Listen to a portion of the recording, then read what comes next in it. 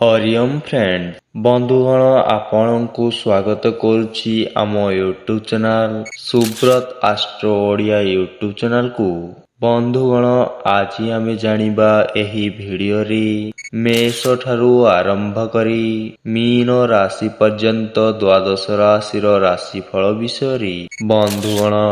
ବନ୍ଧୁଗଣ ଆଜି ହେଉଛି 16 ମାର୍ଚ୍ଚ 2024 ତାରିଖ ଶନିବାର ଦିନର ଦ୍ୱାଦଶ ରାଶିର ରାଶିଫଳ ବିଷୟରେ।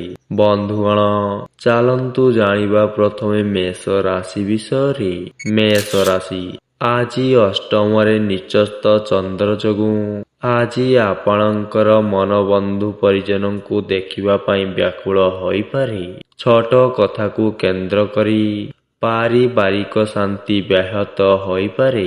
କର୍ମ କ୍ଷେତ୍ରରେ ସତର୍କ ରୁହନ୍ତୁ, ଅନ୍ୟଥା ସାଧାରଣ ଘଟଣା ବିବାଦୀୟ ପରିସ୍ଥିତି ଭିନ୍ନ ରୂପ ନେବ। ଶିଳ୍ପ ବ୍ୟବସାୟରେ ସମସ୍ୟା ସମାଧାନ ସକାଶେ ଆଜି ଆପଣ ତତ୍ପର ହେବେ। ବୃଷ ରାଶି ଆଜି ହିଁ ଶେଷ କରିବାକୁ ଭାବୁଥିବା କାମଟି ପୂର୍ଣ୍ଣାଙ୍ଗ କରିବା ପାଇଁ ବିଳମ୍ବ ଘଟିବ। ବିବାଦୀୟ ଘଟଣାଠାରୁ ଦୂରେଇ ନ ରହିଲେ ନିଜ ଉପରକୁ ଝାମେଲା ଆସିପାରେ।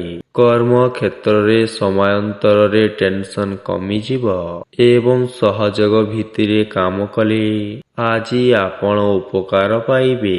ଶତ୍ରୁତା କରୁଥିବା ବ୍ୟକ୍ତିଟି ପ୍ରତି ଆଜି ଆପଣ ସତର୍କ ରହିବା ଭଲ ଅଟେ।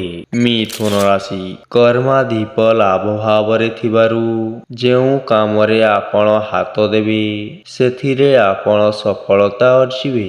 ରାଜନୀତିରେ ଦୃଢ଼ ପୃଷ୍ଠପୋଷକତା ଯୋଗୁଁ ଆଜି ଆପଣ ଲକ୍ଷ୍ୟ ହାସଲର ଆଶା ରହିଅଛି। ନିଜ ଲୋକମାନେ ଗୋଟିଏ କଥା କହି ତାହାର ଓଲଟା କରିପାରନ୍ତି। ସ୍ୱାସ୍ଥ୍ୟ ସମସ୍ୟା କେତେକ ଅଂଶରେ ପ୍ରଗତିର ପଥ ରୋଧ କରିବ। କର୍କଟ ରାଶି କୋଣ ସ୍ଥାନରେ ରାଶ୍ୟାଧିପ ରହିଥିବାରୁ ଆଜି ଆପଣଙ୍କର ସ୍ୱାସ୍ଥ୍ୟ ସମସ୍ୟା ନିୟନ୍ତ୍ରଣ ମଧ୍ୟରେ ରହିବ, କିନ୍ତୁ ବଳହୀନ କାରଣରୁ ସାଧାରଣ ପ୍ରତିବନ୍ଧକ ଜନିତ ଅସୁବିଧା ମଧ୍ୟରେ ଗତି କରିପାରନ୍ତି। ପ୍ରଶାସନ, ଯାନବାହନ ନିର୍ମାଣ ଏବଂ ଯାତ୍ରାରୁ ସୁଫଳ ପାଇବେ। ଆନୁଷ୍ଠାନିକ କାମ, ଆଧ୍ୟାତ୍ମିକତା, ଆଲୋଚନା ତଥା ରଚନାତ୍ମକ କାର୍ଯ୍ୟରେ ଅଗ୍ରଗତି ଘଟିବ। ସିଂହ ରାଶି ରାଶିକୁ 3ଟି ଗ୍ରହ ଅବଲୋକନ କରିଥିବାରୁ କେତେକ ଅଧୁରା କାମକୁ ସୁଧାରି ନେବାର ଚେଷ୍ଟା କରିବେ। ସାମାଜିକ ସ୍ତରରେ ଉଚ୍ଚ ବର୍ଗର ବ୍ୟକ୍ତି ବିଶେଷଙ୍କ ସାନ୍ନିଧ୍ୟ ଲାଭ କରି ଖୁସି ହେବେ। ପାରିବାରିକ ପ୍ରତିରୋଧ କାମକୁ ବିଶୃଙ୍ଖଳିତ କରିପାରେ। କର୍ମ କ୍ଷେତ୍ରରେ ସନ୍ଦେହ ଏବଂ ଭୁଲ ବୁଝାମଣା ହେତୁ ସମସ୍ୟା ବଢ଼ିଯିବ। କନ୍ୟା ରାଶି ଅଷ୍ଟମସ୍ଥ ବୃହସ୍ପତିଙ୍କ ଚନ୍ଦ୍ର ସହ ଷଷ୍ଠାଷ୍ଟକ ସ୍ଥିତି କାରଣରୁ ମନ ଅନୁଯାୟୀ କାମ ହାସଲ କରିବାରେ ବିଫଳ ହେବେ। ସାହାଯ୍ୟ କରିବାକୁ କଥା ଦେଇଥିବା ଲୋକଟି ପରକ୍ଷଣରେ ନାସ୍ତି ବାଣୀ ଶୁଣାଇପାରେ। ପାରିବାରିକ କ୍ଷେତ୍ର ଏବଂ ବ୍ୟବସାୟ ବାଣିଜ୍ୟ ଇତ୍ୟାଦିରେ ତର୍କ ବିତର୍କର ସମ୍ମୁଖୀନ ହୋଇପାରନ୍ତି। ତୁଳା ରାଶି କେନ୍ଦ୍ରସ୍ଥ ଗୁରୁଙ୍କ ଯୋଗୁଁ କର୍ମକ୍ଷେତ୍ରରେ ବିଭିନ୍ନ କାମ ହାତକୁ ନେଇପାରନ୍ତି। ଆର୍ଥିକ ସ୍ଥିତି, ପାରିବାରିକ କ୍ଷେତ୍ର, ସ୍ୱାସ୍ଥ୍ୟ ସମସ୍ୟା, ସନ୍ତାନଙ୍କ ଶିକ୍ଷା, ପରୀକ୍ଷା ଇତ୍ୟାଦି ବିଷୟରେ ସଫଳତା ପାଇବେ। ଆନୁଷ୍ଠାନିକ କାମ, ବ୍ୟବସାୟ ଏବଂ ବାଣିଜ୍ୟରେ ଉନ୍ନତି ଘଟିବ। ଅବିବାହିତ ପୁତ୍ର କନ୍ୟାଙ୍କ ବିବାହ ବିଷୟକୁ କେନ୍ଦ୍ର କରି ଆଜି ଆପଣଙ୍କର ସମସ୍ୟା ଲାଗି ରହିବ। ବିଛା ରାଶି ଚନ୍ଦ୍ରଙ୍କ ଦୁର୍ବଳତା ହେତୁ ଅପୂରଣୀୟ ଅଭିଳାଷ, ଅଭିମାନିଆ ବନ୍ଧୁ, ଅତୀତ ଦୁଶ୍ଚିନ୍ତା ଜନିତ ଅସ୍ଥିରତା ସୃଷ୍ଟି ହେବ। ଆଜିର ବ୍ୟବସାୟ, ପରିବହନ, ଯାତ୍ରାର ଲକ୍ଷ୍ୟ, ଅର୍ଥ ପ୍ରାପ୍ତିର ଆଲୋଚନା ସନ୍ତୋଷଜନକ ହୋଇନପାରେ।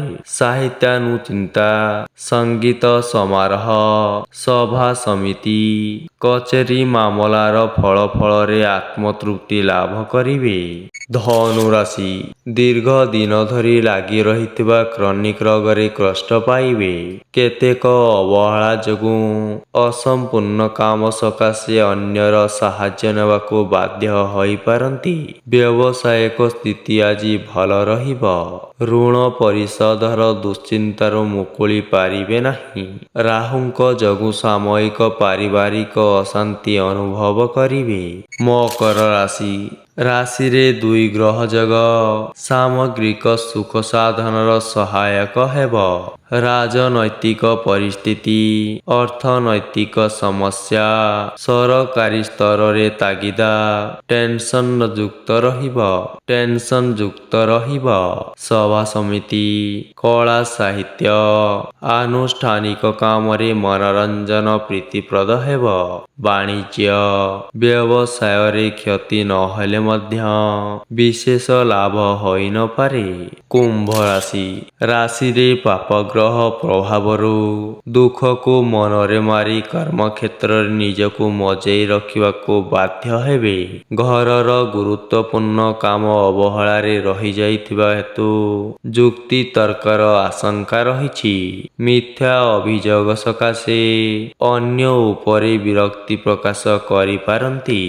ବନ୍ଧୁମାନଙ୍କ ସହ ଭ୍ରମଣ ହେତୁକ କ୍ଳାନ୍ତି ଏବଂ ଅବସାଦ ଦେଖାଦେଇପାରେ। ମୀନ ରାଶି ରାହୁ ରାଶିରେ ରହିଥିବାରୁ ଖାମଖିଆଲ ମନୋଭାବ ଏବଂ ବିଳାସପୂର୍ଣ୍ଣ ଜୀବନଯାତ୍ରାରେ ଦିନଟି ଅତିବାହିତ ହେବ। ବ୍ୟବହାରରେ କଠୋରତା କାରଣରୁ ବନ୍ଧୁଙ୍କ ସହ କଳହର ସୂଚନା ରହିଛି। ନିର୍ମାଣାଧୀନ କାମ ଶେଷ ପର୍ଯ୍ୟାୟକୁ ଯିବା ପୂର୍ବରୁ ଆଜି ଆପଣଙ୍କର ସମସ୍ୟା ସୃଷ୍ଟି ହୋଇପାରେ। କର୍ମକ୍ଷେତ୍ର, ପରିବାର, ବ୍ୟବସାୟ, କଳା ସାହିତ୍ୟ, ଯାତ୍ରା, ପରୀକ୍ଷା ପ୍ରଭୃତି ପାଇଁ ଦିନଟି ମନ୍ଦ ହେବ ନାହିଁ। ବନ୍ଧୁଗଣ ଭିଡ଼ିଓଟି ଯଦି ଭଲ ଲାଗିଥାଏ